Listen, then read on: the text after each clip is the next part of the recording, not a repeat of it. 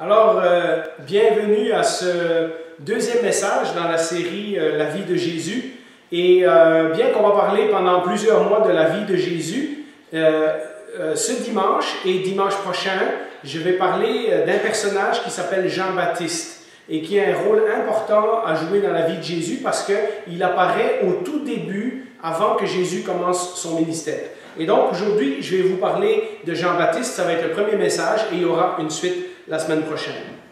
Alors, on va lire Jean-Baptiste est mentionné dans les 4 évangiles, mais on va lire aujourd'hui le récit qui se trouve dans l'évangile de Jean, parce que lorsque l'évangile de Jean commence, c'est le premier témoignage qu'on a de la divinité de Jésus à l'âge adulte.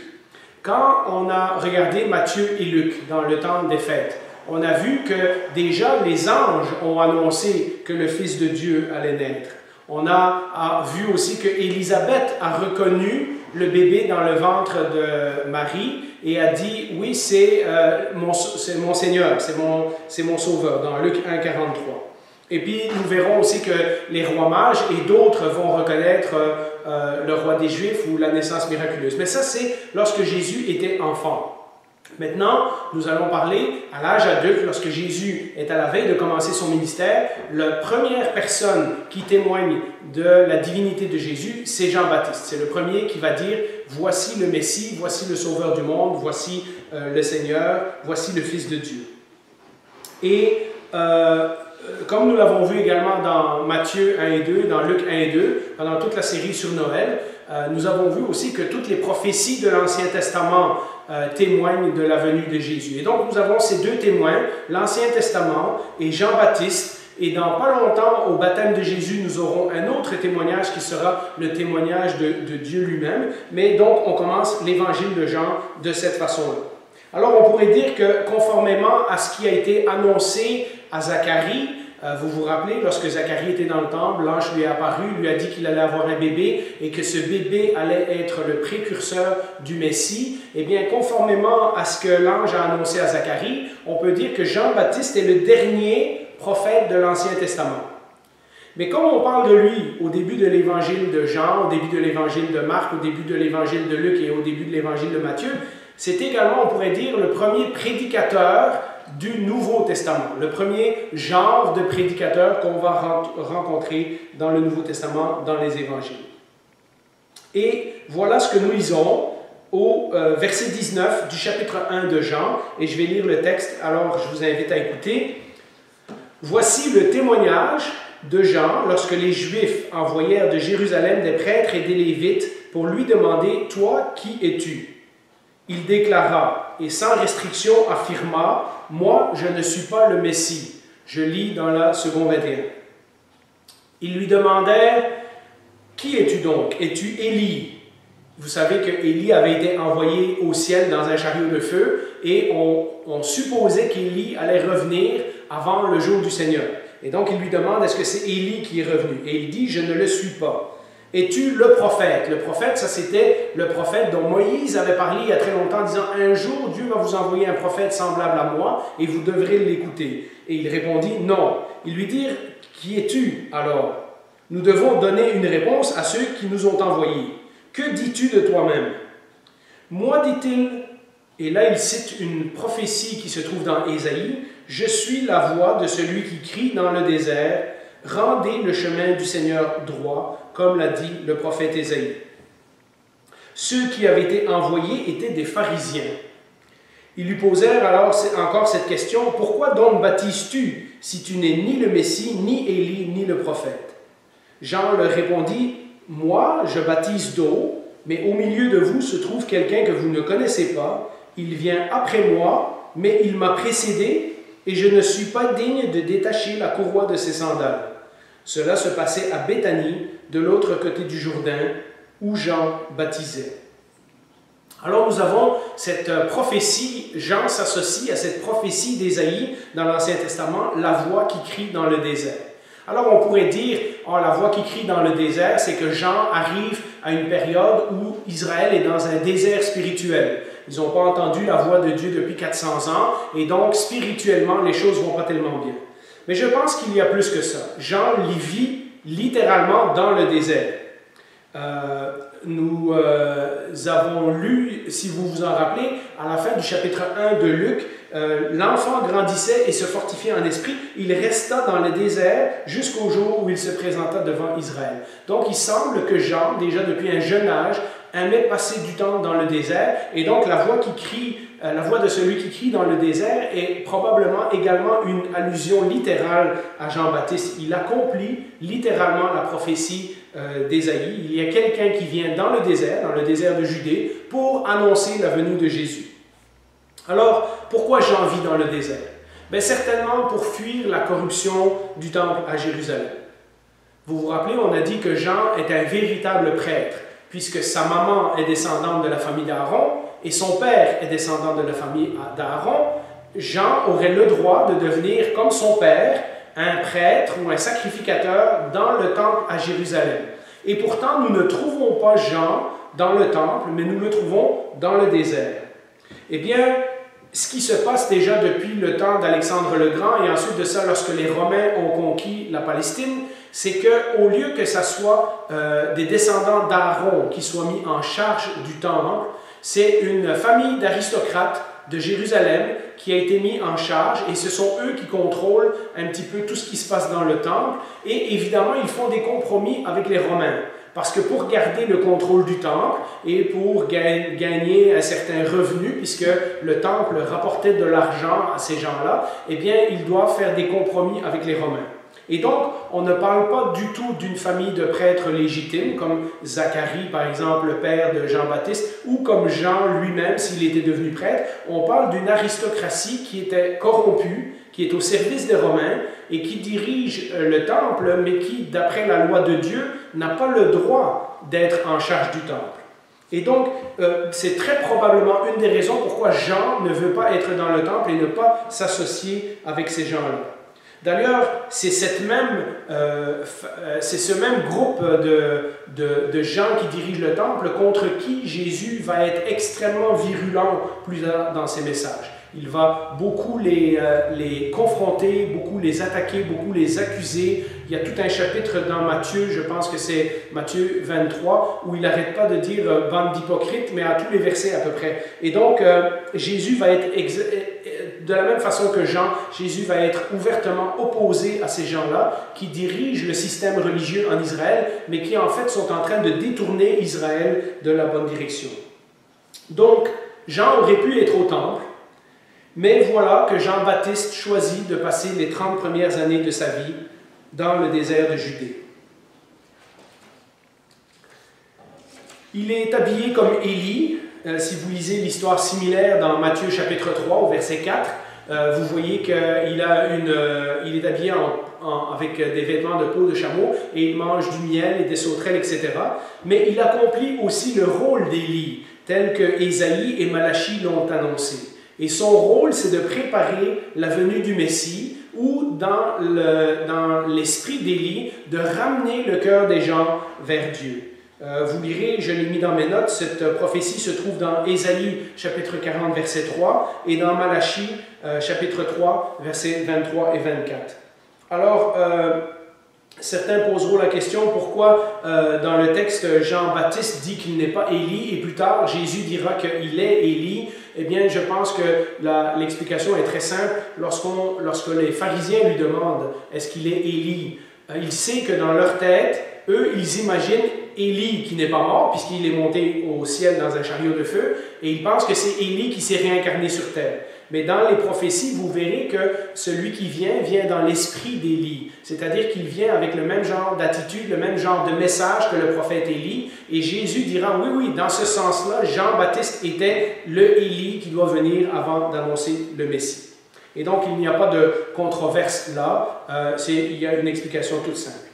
Alors, nous avons remarqué et nous le remarquerons dans le futur, que Jean a démarré son message par une parole de Dieu, comme les prophètes de l'Ancien Testament. Nous avons dit qu'il a vécu dans le désert jusqu'à 30 ans, et Luc 3, versets 2 et 3 nous dit « C'est alors que la parole de Dieu fut adressée à Jean, fils de Zacharie, dans le désert, et Jean parcourut toute la région du Jourdain, il prêchait le baptême de repentance pour le pardon des péchés. » Et donc Jean ne commence pas son ministère avant d'avoir reçu un commandement de Dieu de dire, bon, maintenant c'est le temps de commencer. Et nous verrons comment il y a un timing entre l'arrivée de Jean et l'arrivée de Jésus dans son ministère que Dieu a planifié.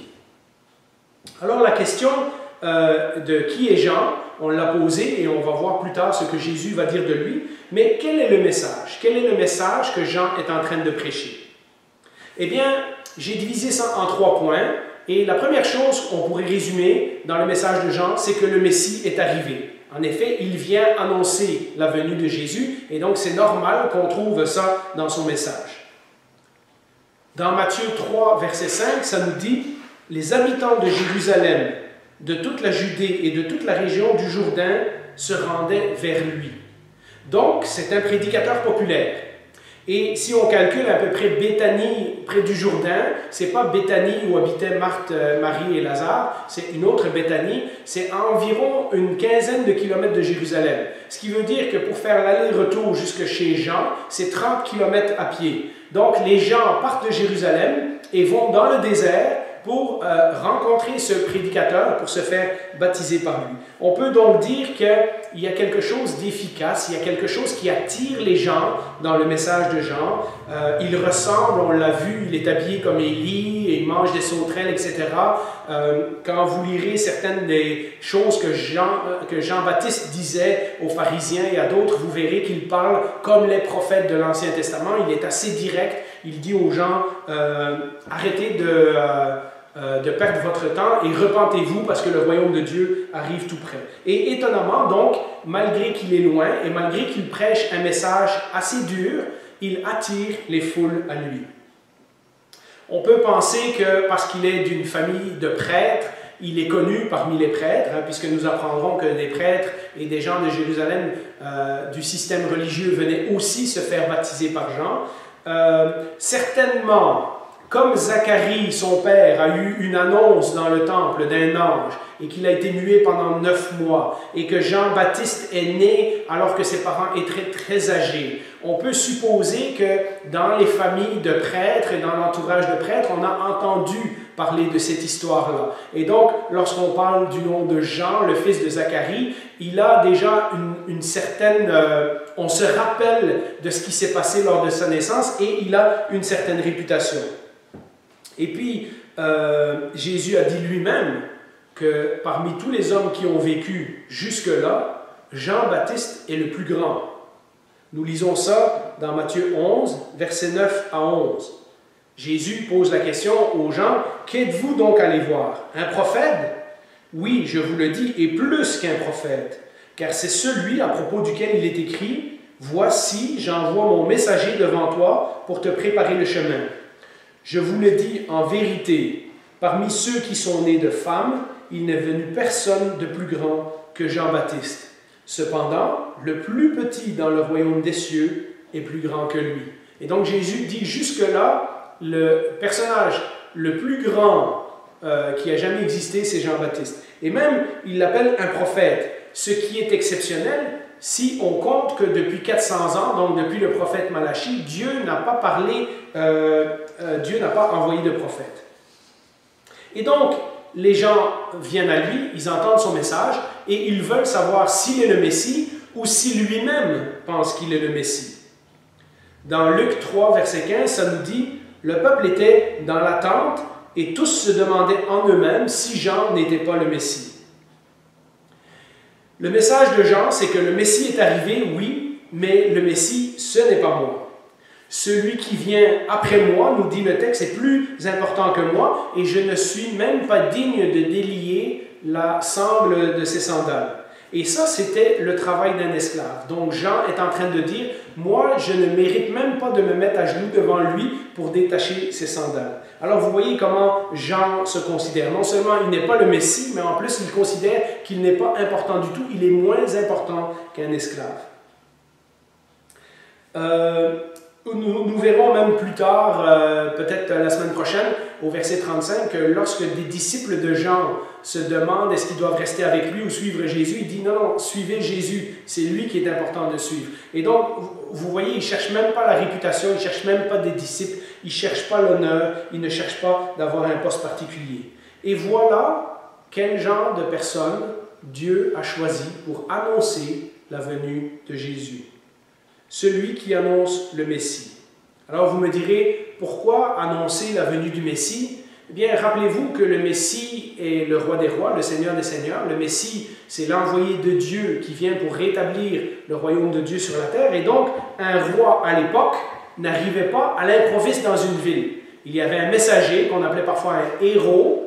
Donc, c'est un messager qui arrivait un petit peu avant le roi et qui annonçait sa venue pour que la ville, évidemment, se prépare à la venue de ce roi. Et voilà pourquoi Jean a ce rôle de messager. Voilà pourquoi il est important que quelqu'un arrive avant Jésus pour dire baptisez-vous, repentez-vous, préparez-vous parce que le roi est à la veille d'arriver.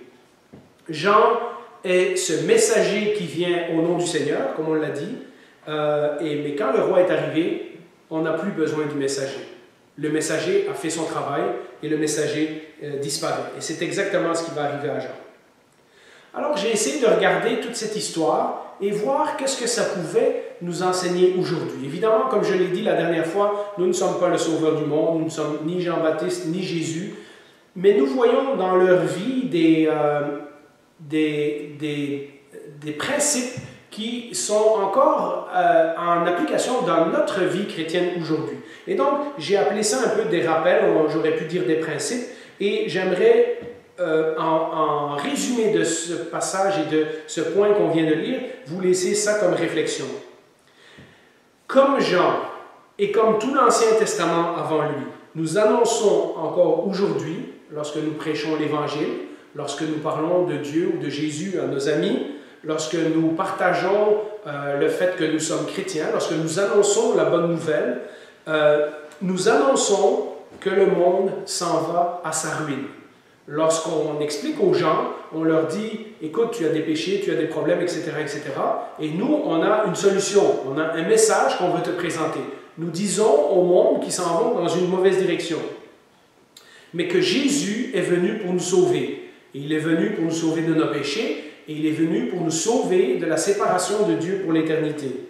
Donc, dans un certain sens, comme Jean et comme l'Ancien Testament, nous continuons encore aujourd'hui à pointer à Jésus comme le seul sauveur. Et la Bible nous dit qu'à chaque fois que nous prenons le repas du Seigneur, nous faisons cela, nous annonçons cette venue de Jésus jusqu'à son retour. Et donc, c'est ce point que je voulais vous laisser, de dire que nous ne sommes pas tellement différents de Jean-Baptiste, dans le sens où nous aussi, nous ne pointons pas à nous-mêmes, nous ne pointons pas à notre foi, nous ne pointons pas à notre expérience, mais nous pointons les gens à Jésus. Ensuite, nous continuons le récit à partir du verset 29, donc toujours dans Jean chapitre 1. Le lendemain, donc, cette histoire dans Jean se déroule sur plusieurs jours. Le lendemain, il vit Jésus s'approcher de lui et dit « Voici l'agneau de Dieu qui enlève le péché du monde. C'est celui à propos duquel j'ai dit « Après moi vient un homme qui m'a précédé car il existait avant moi.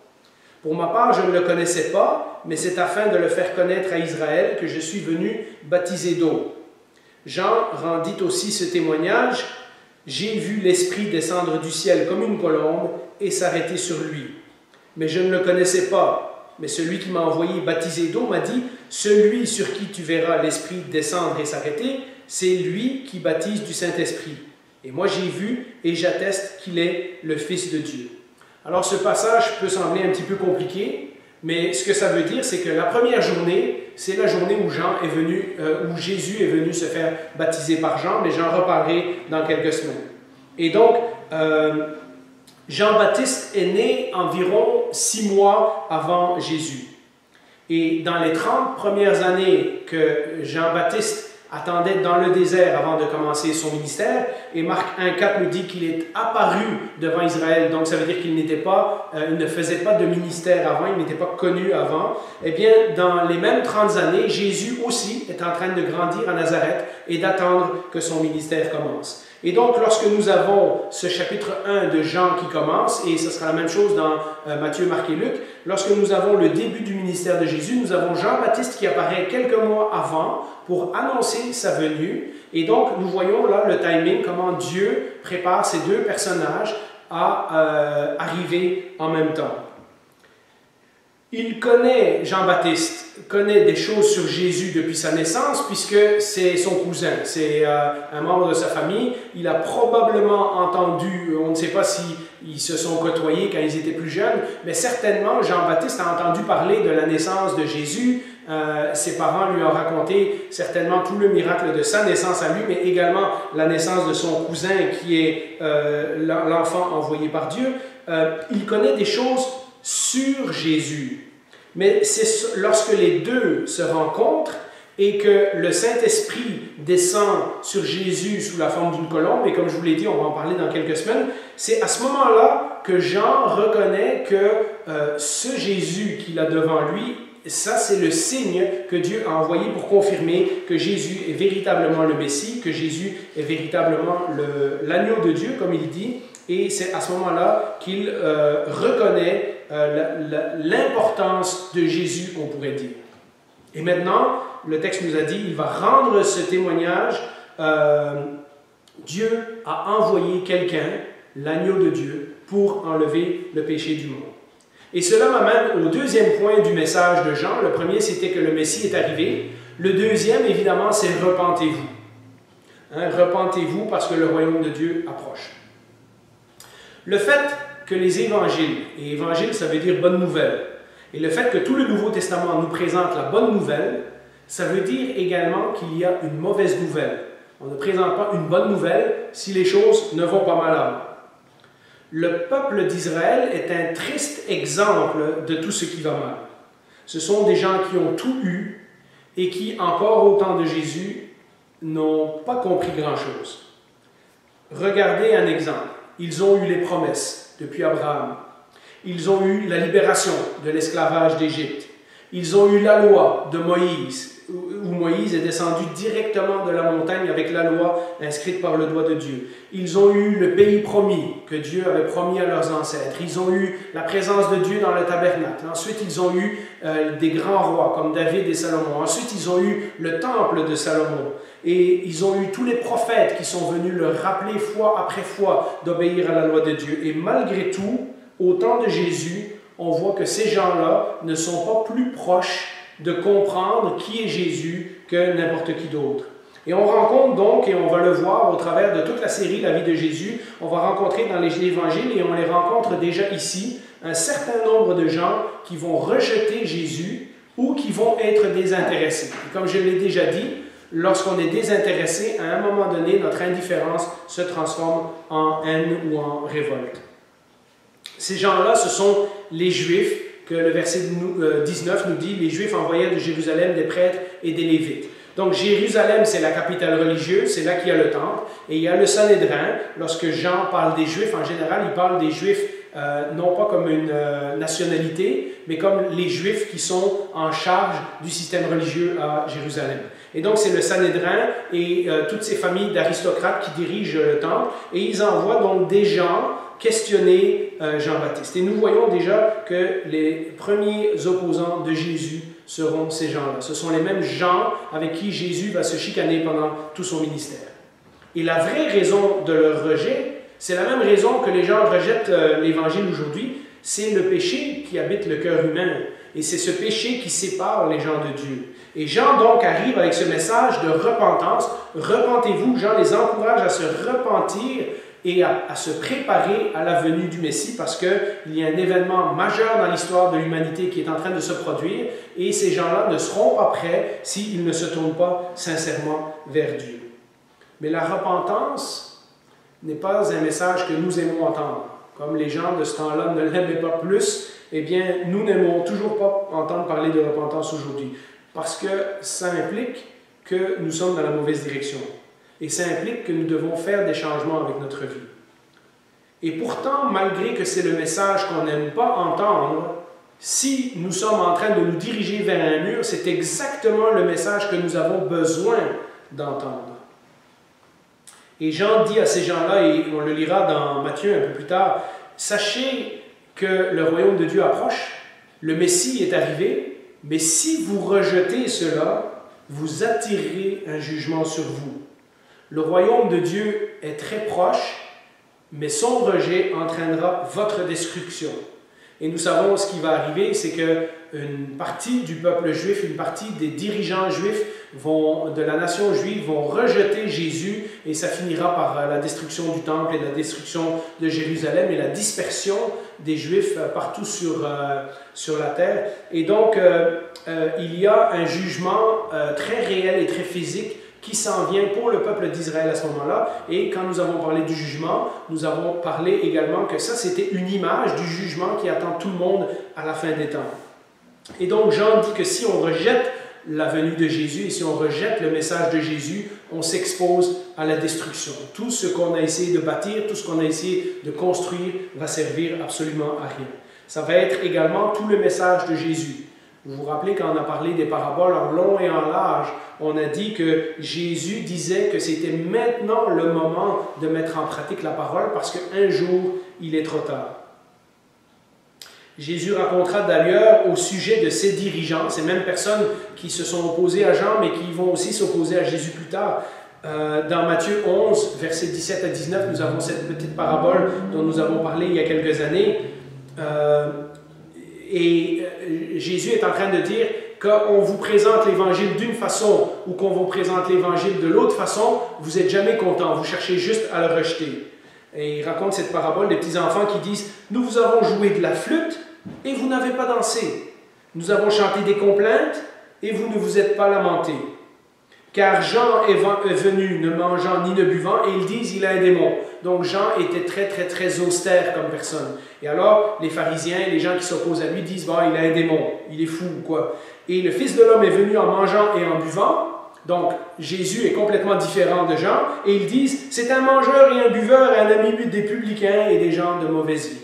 Et Jésus de conclure ce que je viens d'expliquer, donc d'une façon ou d'une autre, ils disent, ah c'est trop sévère, ou ah non, lui il n'est pas assez sérieux, etc. Et ils vont trouver une excuse pour rejeter le message de Jésus.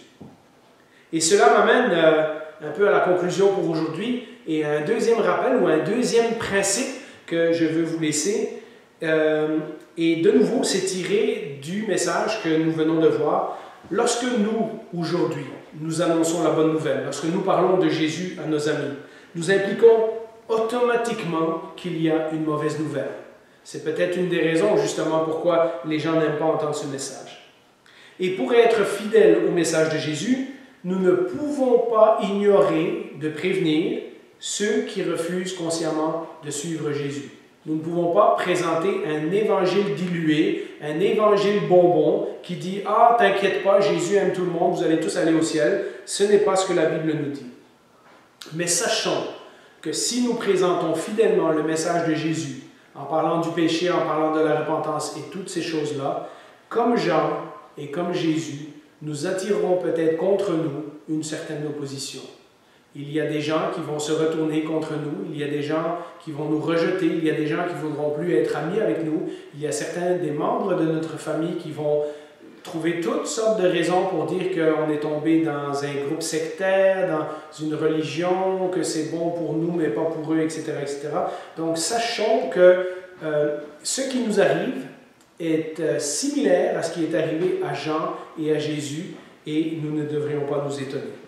Alors, la semaine prochaine, je continuerai ce message de Jean-Baptiste et je parlerai également des doutes que Jean-Baptiste a eus et je parlerai également de la mort de Jean-Baptiste. Et la semaine d'après, nous parlerons du baptême de Jésus parce qu'une des choses qui est arrivée, c'est que Jésus s'est fait baptiser par Jean et nous devons nous poser la question « Pourquoi ?»